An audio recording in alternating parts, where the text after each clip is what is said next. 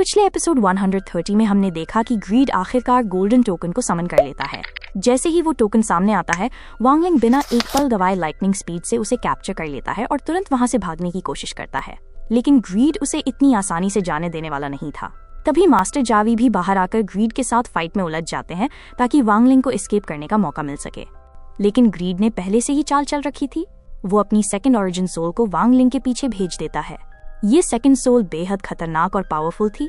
लड़ाई के दौरान वांग लिंग अपनी पूरी ताकत लगाकर उस सोल के माथे पर मौजूद कंट्रोल सील को तोड़ देता है। जैसे ही वो सील टूटती है, ग्रीड और उसकी सेकंड सोल के बीच का कनेक्शन खत्म हो जाता है। तभी वांग लिंग को असली सच्चाई पता चलती है। वो सेकंड सोल असल में एक एंशिएंट थंडर ड्रैगन है जो बेहद खतरनाक और पावरफुल क्रीचर होता है। अब वो ड्रैगन पूरी तरह आजाद हो चुका था और गुस्से में वांग लिंग के पीछे पड़ गया था। सीधी लड़ाई में उसका सामना करना लगभग नामुमकिन था। इसलिए वांग लिंग तुरंत फैसला करता है और बचने के लिए डीप टाइडल अबाइस की और भी गहराई की तरफ भागने लगता है। अब आगे एपिसोड 131 की शुरुआत बिल्कुल उसी सीन से होती है। हम देखते हैं कि एंशिएंट प्राइमोर्डियल थंडर ड्रैगन अब पूरी तरह पागल होकर वांग लिंग के पीछे पड़ा हुआ है। वो लगातार भयानक थंडर अटैक्स कर रहा था। हर वार के साथ आसमान में बिजली गूंज रही थी और पूरी डीप टाइडल अबाइस कांप रही थी। दूसरी तरफ वांग लिंग किसी तरह उन अटैक्स को डॉज कर रहा था। भागते भागते उसके मन में एक बात घूम रही थी। लेजेंड्स के अनुसार ये प्राइमोर्डियल थंडर ड्रैगन दरअसल एंशिएंट टेरा से आते हैं। उनकी पूरी बॉडी लाइटनिंग से बनी होती है और उनके अंदर जो थंडर एनर्जी होती है वो वही लाइटनिंग है जिसे कभी हेवन इस्तेमाल करता था। इसी वजह से वांग लिंग को साफ समझ आ गया था, सिर्फ अपनी ताकत से वो इस थंडर ड्रैगन को हराने वाला नहीं है। तभी उसने अपनी सोल आइज एक्टिवेट की और नीचे मौजूद उस खाई की ओर देखा जहाँ डीप टाइडल अबाइस की सक्शन पावर सबसे खतरनाक थी। उसके मन में तुरंत एक प्लान बना। अगर मैं इस अबाइस की सक्शन पावर का इस्तेमाल करूं तो शायद इस थंडर ड्रैगन से पीछा छुड़ा सकूं। वैसे भी उसकी हालत ऐसी थी कि सामने खाई और पीछे मौत। कूदना ही एकमात्र रास्ता था और अगले ही पल वांग लिंग सीधे उस खाई में कूद गया। उसके पीछे पीछे एंशिएंट थंडर ड्रैगन भी झपट पड़ा। खाई के अंदर की सक्शन पावर बेहद खतरनाक थी। जैसे ही वांग लिंग नीचे गिरा, वो भयानक प्रेशर उसकी बॉडी को दबाने लगा। उसी समय वांग लिंग ने तुरंत एक और चाल चली। उसने थंडर ड्रैगन पर फिर से स्टॉप स्पेल का इस्तेमाल कर दिया। कुछ सेकंड्स के लिए एंशिएंट थंडर ड्रैगन हवा में फ्रीज हो गया और क्योंकि वो अपनी पावर इस्तेमाल नहीं कर पा रहा था, इसलिए वो अबाइस की गहराई की ओर खींचने लगा। दूसरी तरफ वांग लिंग ने तुरंत अपनी स्वॉर्ड निकाली और पूरी ताकत से उसे पास की दीवार में घोंप दिया। इससे उसका गिरना थोड़ा रुक गया और प्रेशर भी कुछ कम हो गया। लेकिन ये जगह अब भी बेहद खतरनाक थी। यहाँ ज्यादा देर टिकना नामुमकिन था। वांग लिंग तुरंत सोचने लगा, मुझे यहाँ से निकलने के लिए कोई सेफ जगह ढूंढनी होगी। उसी पल उसे याद आया कि पिछली बार जब वो इस अबाइस की गहराई में आया था, तब उसने साइड में एक केव देखी थी। अगर वो वहां पहुंच जाए तो शायद उसकी जान बच सकती है। जैसे ही ये ख्याल आया, उसकी नजर तभी उसी केव पर पड़ गई। ये देखकर वांग लिंग के चेहरे पर उम्मीद चमक उठी। उसने तुरंत इमॉर्टल स्वॉर्ड और हाफ मून ब्लेड बाहर निकाल ली। अगले ही पल उसने दोनों ब्लेड्स को तेजी से स्पाइरल मोशन में घुमाना शुरू कर दिया। कुछ ही सेकंड्स में एक पावरफुल टॉर्नेडो बन गया। उस टॉर्नेडो के अंदर अबाइस का प्रेशर थोड़ा कम हो गया था और इसी टॉर्नेडो के सहारे वांग लिंग पूरी रफ्तार से केव की तरफ बढ़ने लगा। लेकिन ये प्लान बेहद जोखिम भरा था। सफल होने की संभावना सिर्फ 50-50 थी। उधर नीचे एंशिएंट थंडर ड्रैगन भी फ्रीज से आजाद हो चुका था। लेकिन तब तक वांग लिंग किसी तरह उस केव के अंदर पहुंच चुका था। केव के अंदर पहुंचते ही उसने राहत की सांस ली। वो बाहर झांककर अबाइस की गहराई में देखने लगा। नीचे एंशिएंट थंडर ड्रैगन अब भी ऊपर आने की कोशिश कर रहा था। तभी अचानक वांग लिंग की नजर नीचे मौजूद एक चट्टान पर पड़ी। उस चट्टान के ऊपर एक टेलीपोर्टेशन अरे बना हुआ था। ये देखकर वो हैरान रह गया। यहाँ टेलीपोर्टेशन अरे कैसे हो सकता है? लेकिन सोचने का समय नहीं था, क्योंकि उसी समय एंशिएंट थंडर ड्रैगन ऊपर आने के लिए पागलों की तरह कोशिश कर रहा था। उसे पता था कि अपनी पूरी बॉडी के साथ ऊपर आना मुश्किल है, इसलिए उसने एक भयानक फैसला लिया। उसने अपनी ही बॉडी का आधा हिस्सा काट दिया। बॉडी हल्की होते ही वो तेजी से ऊपर की ओर बढ़ने लगा। कुछ ही पलों में वो वांग लिंग वाली केव के सामने पहुंच गया और जैसे ही वो वहां पहुंचा, उसने तुरंत एक विशाल थंडर ड्रैगन अटैक तैयार करना शुरू कर दिया। उसके मन में सिर्फ एक ही विचार था, अगर मैं मरने वाला हूं तो वांग लिंग को भी अपने साथ ले जाऊंगा। और इसी घातक पल के साथ एंशिएंट थंडर ड्रैगन का टेरिफाइंग अटैक सीधे केव की ओर बढ़ने वाला था। मगर दूसरी तरफ वांग लिंग की सोच वाकई अलग थी। जहां कोई और होता तो उस एंशिएंट थंडर ड्रैगन से बचने की कोशिश करता, लेकिन वांग लिंग ने एक और ही फैसला लिया। उसने सोचा, अब जब ये थंडर ड्रैगन आधा कमजोर हो चुका है तो यही सही मौका है। क्योंकि वांग लिंग के पास एक खास एबिलिटी थी, वो एक सोल डिवारर था। मतलब वो दूसरे की सोल को डिवार करके अपनी ताकत बढ़ा सकता था। इसीलिए वो उस एंशिएंट थंडर ड्रैगन की सोल को अब्सॉर्ब करने की कोशिश करने लगा। सबसे पहले उसने उस थंडर ड्रैगन के अटैक को ब्लॉक किया, लेकिन उस टक्कर में वांग लिंग बुरी तरह घायल हो गया। वो खून की उल्टियां करते हुए तुरंत अपनी प्राइमोर्डियल सोल को समन कर देता है। जैसे ही वो बाहर आती है, उसका आकार धीरे धीरे बढ़ने लगता है। फिर वांग लिंग उसी प्राइमोर्डियल सोल के जरिए एंशिएंट थंडर ड्रैगन को अब्सॉर्ब करना शुरू कर देता है। लेकिन जैसे ही एब्जॉर्प्शन शुरू हुआ, भयानक बिजली के झटके लगने लगे, क्योंकि एंशिएंट थंडर ड्रैगन उसकी सोल सी के अंदर बेकाबू होकर तांडव मचा रहा था। दर्द के बावजूद वांग लिंग तुरंत कल्टिवेशन पोस्चर में बैठ गया। उसने अपनी पावर से स्पिरिचुअल चेन्स बनाई और उस ड्रैगन को जकड़ना शुरू कर दिया। भले ही थंडर ड्रैगन अपनी आधी ताकत खो चुका था, लेकिन वो अभी भी बेहद खतरनाक था। उसे पूरी तरह कंट्रोल करने में वांग लिंग को बहुत समय लग गया, और देखते ही देखते पूरा 1 साल बीत गया। 1 साल बाद जब वांग लिंग ने आंखें खोली, उसकी बॉडी पर अजीब अजीब गोल्डन लाइटनिंग मार्क्स उभर आए थे। उसकी ऑरा पहले से कहीं ज्यादा भारी हो चुकी थी। वो धीरे से बोलता है, मैंने एंशिएंट थंडर ड्रैगन का 5वां हिस्सा रिफाइन कर लिया है। इस रिफाइनमेंट की वजह से उसकी प्राइमोर्डियल सोल के अंदर अब लाइटनिंग पावर आ चुकी थी। अब उसकी सोल पहले से कई गुना मजबूत हो चुकी थी, इतनी मजबूत कि अगर कोई उसे डिस्ट्रॉय करना चाहे तो वो उतना ही मुश्किल होगा जितना हेवनली ट्रिब्यूलेशन को डिस्ट्रॉय करना। ये सोचकर वांग लिंग काफी खुश था। इसके साथ ही उसकी डिवाइन एबिलिटीज में भी हेवनली थंडर की पावर आ गई थी।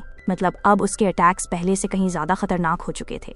अब वो आसानी से असेंडेंट लेवल के पीक कल्टिवेटर्स का भी सामना कर सकता था। लेकिन इसी दौरान एक अजीब समस्या भी सामने आ गई। जब वांग लिंग ने अपनी प्राइमोर्डियल सोल को बॉडी से बाहर निकालने की कोशिश की, तो वो ऐसा करने में असफल रहा।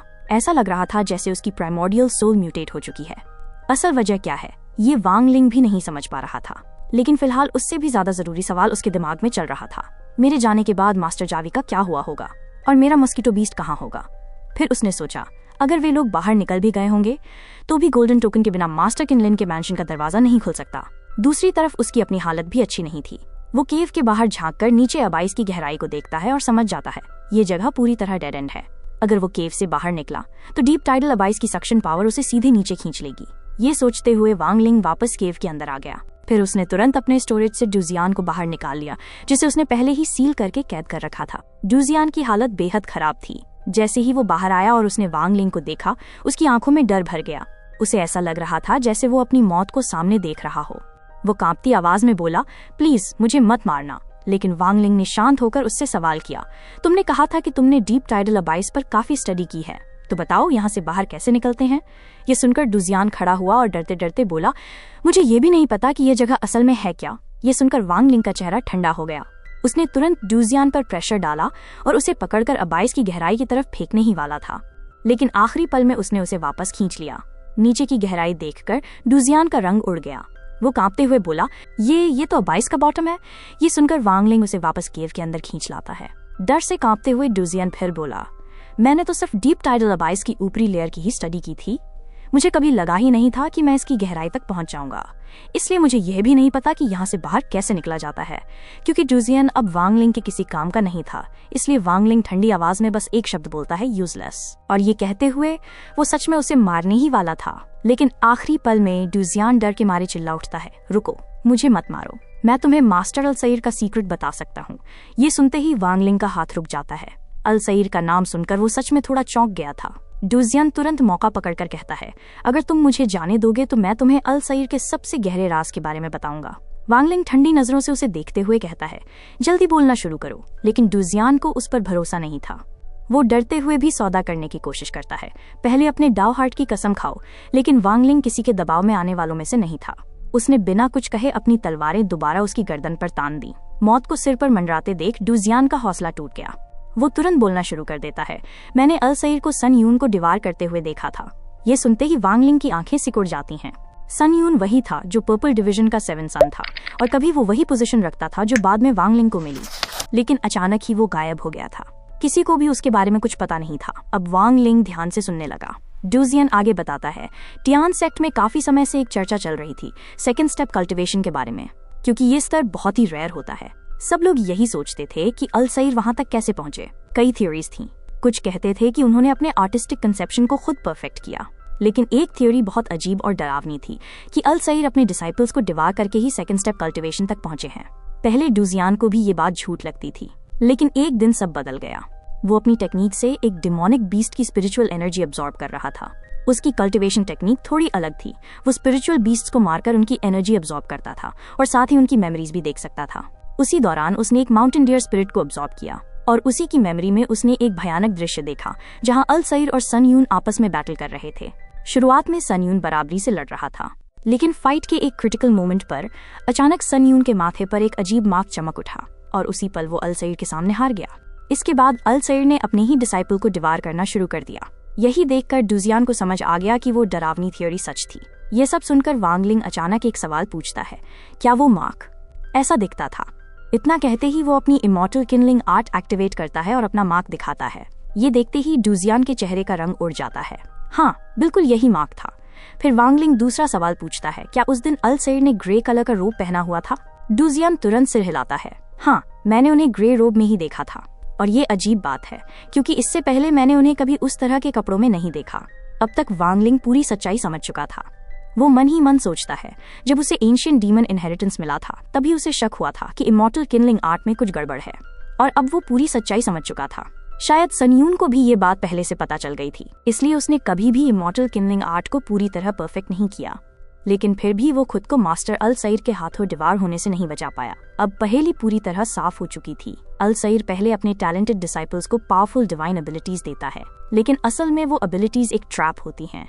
वे एबिलिटीज एक तरह की चेन्स बन जाती हैं, और जब सही समय आता है वही एबिलिटीज उनके खिलाफ इस्तेमाल करके अल सईर अपने ही डिसाइपल्स को डिवार कर लेता है। ये सब समझते ही वांग लिंग के मन में एक विचार आता है, मैं टियान प्लैनेट पर ज्यादा देर नहीं रह सकता, मुझे अपनी मेन बॉडी लेकर जल्द से जल्द वहाँ से निकलना होगा। इतना सोचने के बाद वांग लिंग अपने पास से एक और चीज निकालता है, सेलेस्टियल एम्परर किनलिन की एक टेक्निक। और अब वो उसी टेक्निक को ध्यान से पढ़ना शुरू कर देता है, क्योंकि शायद यही टेक्निक उसे इस डीप टाइडल अबाइस से बाहर निकलने का रास्ता दिखा सकती थी। दूसरी तरफ डुजियान ये सब देख रहा था और उसके मन में डर और बेचैनी बढ़ती जा रही थी। वो मन ही मन सोचने लगा, ये आदमी बेहद रूथलेस है, अगर मैं बस यूं ही बैठा रहा तो मेरी मौत तय है।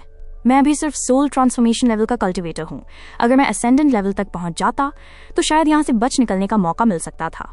उसके दिमाग में सिर्फ एक ही विचार घूम रहा था, किसी भी तरह असेंडेंट लेवल तक पहुंचना होगा। तभी वो सामने देखता है, वांग लिंग अब उससे बहुत पास खड़ा था। डुजियान का दिल तेजी से धड़कने लगा। वो घबराकर मन में सोचता है, कहीं इसने मेरी सोच तो नहीं पढ़ ली, क्या ये सच में मेरे दिमाग को पढ़ सकता है? लेकिन उसी समय वांग लिंग किसी और ही चीज के बारे में सोच रहा था। वो सेलेस्टियल एम्परर किनलिन के जेड स्लिप को याद कर रहा था। उस जेड स्लिप के अंदर एक टेक्निक लिखी थी, शैडो एस्केप टेक्निक, लेकिन इस टेक्निक को परफॉर्म करने के लिए एक सेलेस्टियल गार्ड चाहिए था, और आज तक वांग लिंग ने कभी भी कोई सेलेस्टियल गार्ड नहीं बनाया था। ये बहुत रिस्की था, लेकिन उसके पास कोई दूसरा रास्ता भी नहीं था।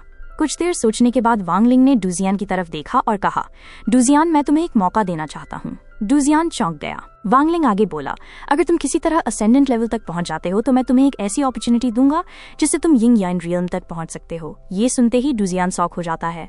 यिंग याइन रियल्म का मतलब था लगभग मास्टर सितु नान के बराबर ताकत। ये एक बहुत बड़ी अपॉर्चुनिटी थी, लेकिन इसके साथ एक शर्त भी थी। वांग लिंग ने शांत स्वर में कहा, तुम्हें अपनी मर्जी से अपनी बॉडी मुझे सौंपनी होगी ताकि मैं तुम्हें एक सेलेस्टियल गार्ड बना सकूं। फिर उसने साफ कहा, सेलेस्टियल गार्ड बनने के बाद तुम 1000 साल तक मेरे स्लेव रहोगे, उसके बाद मैं तुम्हें आजाद कर दूंगा। ये सुनकर डुजियान कुछ पल चुप रहा। फिर उसने पूछा, अगर मैं सेलेस्टियल गार्ड बन गया तो क्या मेरी कॉन्शियसनेस खत्म हो जाएगी? वांग लिंग ने जवाब दिया, नहीं, मैं तुम्हारी कॉन्शियसनेस को स्टोर करके रखूंगा। अगर तुम 1000 साल सर्वाइव कर गए तो मैं तुम्हें वापस लौटा दूंगा। ये सच में बहुत बड़ा मौका था। डुजियान ने पहले भी कई बार रिस्क लिए थे। कुछ देर सोचने के बाद उसने कहा, ठीक है, मैं ये रिस्क लेने के लिए तैयार हूँ। मैं 1000 साल सर्वाइव करूंगा। अब फैसला हो चुका था। दोनों उसी केव के अंदर बैठकर कल्टिवेशन शुरू करते हैं।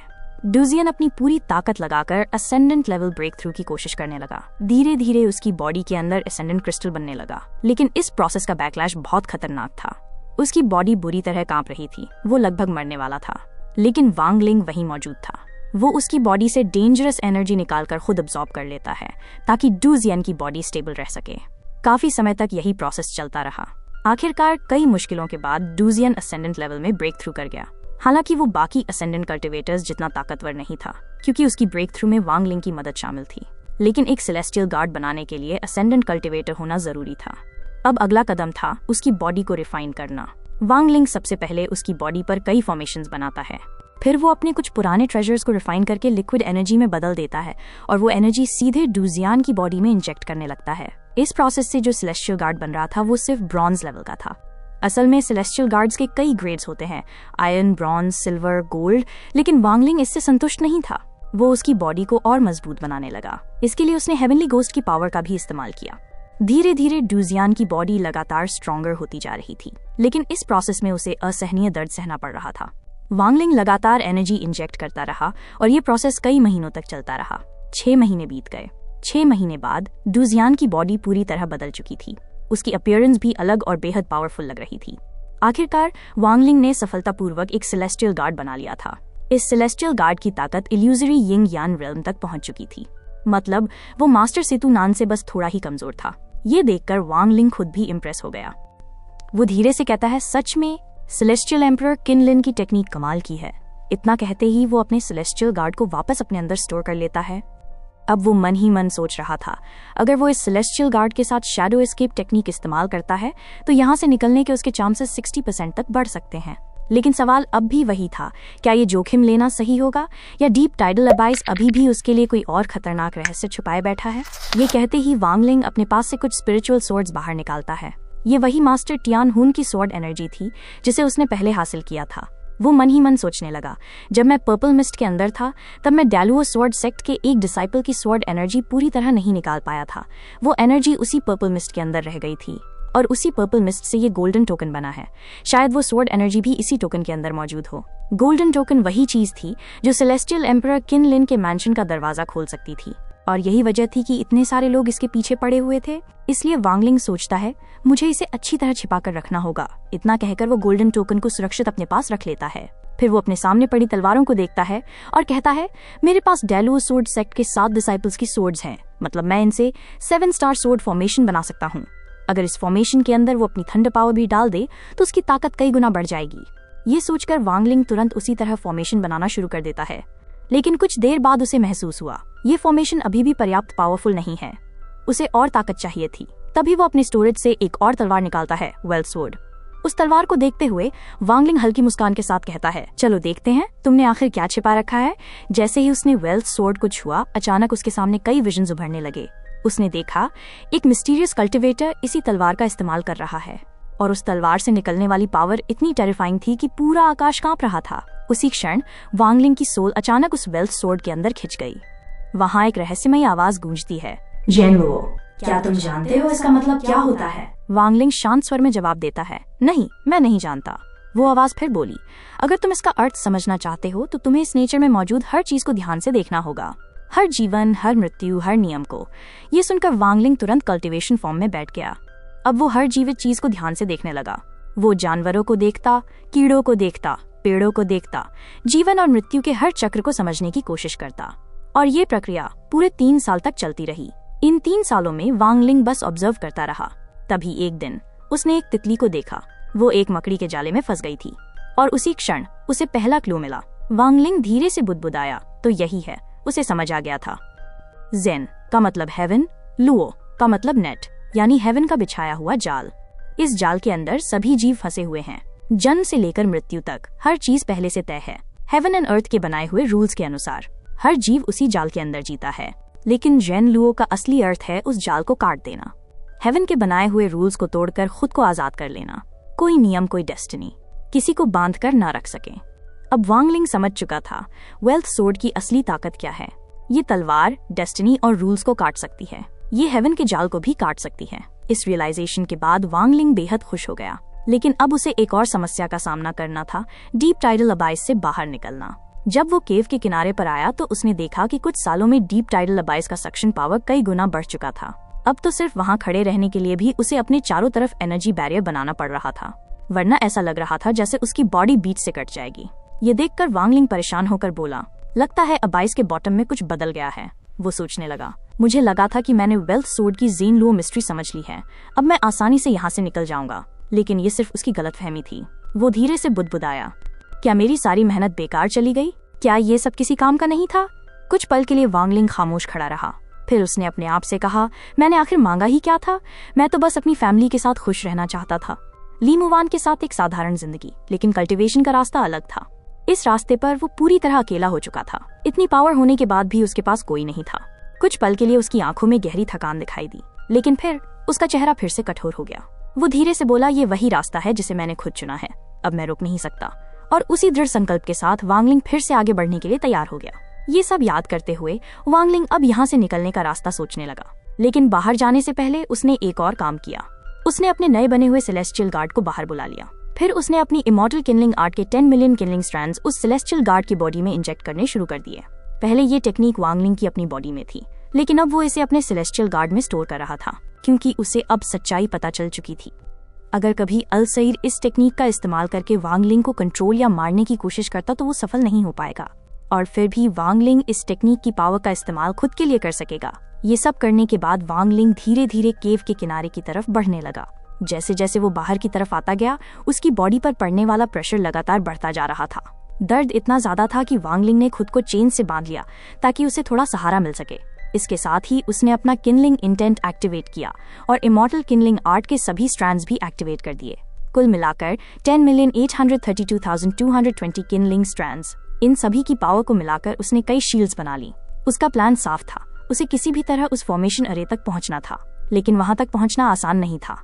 उसने पूरी ताकत लगाकर आगे की तरफ जंप किया, लेकिन डीप टाइडल अबाइस का सक्शन इतना खतरनाक था कि वो उसे नीचे की तरफ खींच रहा था। ऐसा लग रहा था कि वो फॉर्मेशन तक पहुंच ही नहीं पाएगा। लेकिन ठीक उसी आखिरी पल में वांग लिंग ने अपने सेलेस्टियल गार्ड की शैडो एस्केप टेक्निक एक्टिवेट कर दी। उसकी बॉडी एक पल के लिए शैडो फॉर्म में बदल गई और उसी मोमेंटम के साथ वो उस चट्टान पर पहुंच गया जहां फॉर्मेशन अरे मौजूद था। जैसे ही वो वहां पहुंचा, उसके आसपास 7 स्टार सोड फॉर्मेशन एक्टिवेट हो गई। इससे उस पर पड़ने वाला प्रेशर थोड़ा कम हो गया, लेकिन फिर भी उसकी बॉडी लगातार घायल होती जा रही थी। तेज प्रेशर से उसकी स्किन कट रही थी, खून बह रहा था, लेकिन वांग लिंग रुका नहीं, बल्कि उसने एक और खतरनाक फैसला लिया। उसने उसी डीप टाइडल अबाइस के प्रेशर का इस्तेमाल करना शुरू कर दिया, क्योंकि उसकी बॉडी के अंदर अभी भी इमॉर्टल किनलिंग आर्ट की थोड़ी एनर्जी बाकी थी। उसने सोचा, क्यों ना इसी प्रेशर का इस्तेमाल करके मैं अपनी बॉडी को पूरी तरह इमॉर्टल किनलिंग आर्ट से प्योरीफाई कर लूं। ये प्रोसेस बेहद दर्दनाक था, लेकिन वांग लिंग पीछे हटने वाला नहीं था। लगातार 6 महीने तक वो उसी प्रेशर में कल्टीवेशन करता रहा, और आखिर एक दिन उसकी बॉडी से अचानक एक भयानक एनर्जी बर्स्ट हुई। उसके माथे पर बना हुआ इमॉर्टल किनलिंग आर्ट का सिंबल पूरी तरह टूटकर बिखर गया। ये देखकर वांग लिंग के चेहरे पर खुशी फैल गई। वो गहरी सांस लेते हुए बोला, आखिरकार मैंने कर दिखाया। अब मेरी बॉडी पूरी तरह अल सईर के कर्ज से मुक्त हो चुकी है। दूसरी तरफ हम देखते हैं अल सईर और मास्टर लिंग टियानहुओ को। लिंग टियानहुओ को अब पता चल चुका था कि उसके कई डिसाइपल्स मारे जा चुके हैं। वो बेहद गुस्से में था। वो गरजते हुए कहता है, ग्रीड, ये कैसे हो गया? तुम्हारे होते हुए भी मेरे इतने डिसाइपल्स कैसे मर गए? अब उसे अंदाजा हो चुका था कि ग्रीड ने उसे भी धोखा दिया है। उधर ब्लड एंसेस्टर भी परेशान था। वो अपनी बेटी जिशुई के बारे में सोच रहा था। उसके सामने एक कंपास रखा था जो लगातार खतरे की वार्निंग दे रहा था। वह चिंतित होकर कहता है, यह कंपास पिछले कुछ समय से बार बार खतरे का संकेत दे रहा है। उम्मीद है तुम ठीक हो, मैं जल्द ही तुम्हारे पास आ जाऊंगा। असल में ब्लड एंसेस्टर और लिंग टियानहुओ दोनों पहले से डीमन स्पिरिट लैंड में जाने की तैयारी कर रहे थे, लेकिन उनके बीच एक अग्रीमेंट था, वे 100 साल बाद ही वहां प्रवेश करेंगे। तभी अचानक अल सईर उन दोनों से कम्युनिकेट करता है। वो शांत आवाज में कहता है, मेरे दोस्तों, मैं चाहता हूं कि हम डीमन स्पिरिट लैंड में प्रवेश की तारीख 10 साल पहले कर दें। क्या तुम दोनों को इससे कोई आपत्ति है? लेकिन दोनों पहले से ही तैयार थे, इसलिए वे तुरंत कहते हैं, हमें कोई आपत्ति नहीं है। असल में अल सईर अब सब समझ चुका था। उसे महसूस हो गया था कि वांग लिंग ने इमॉर्टल किनलिंग आर्ट के कर्ज को तोड़ दिया है, और इसी के साथ वांग लिंग ने अल सईर से अपना कनेक्शन भी तोड़ दिया था। अब अल सईर के चेहरे पर ईविल मुस्कान उभरती है। वो धीरे से कहता है, मुझे माफ करना वांग लिंग, लेकिन अब मुझे तुम्हें मारना ही होगा, क्योंकि अब वांग लिंग उसके लिए खतरनाक दुश्मन बन चुका था। और इसी खतरनाक संकेत के साथ एपिसोड यहीं खत्म हो जाता है।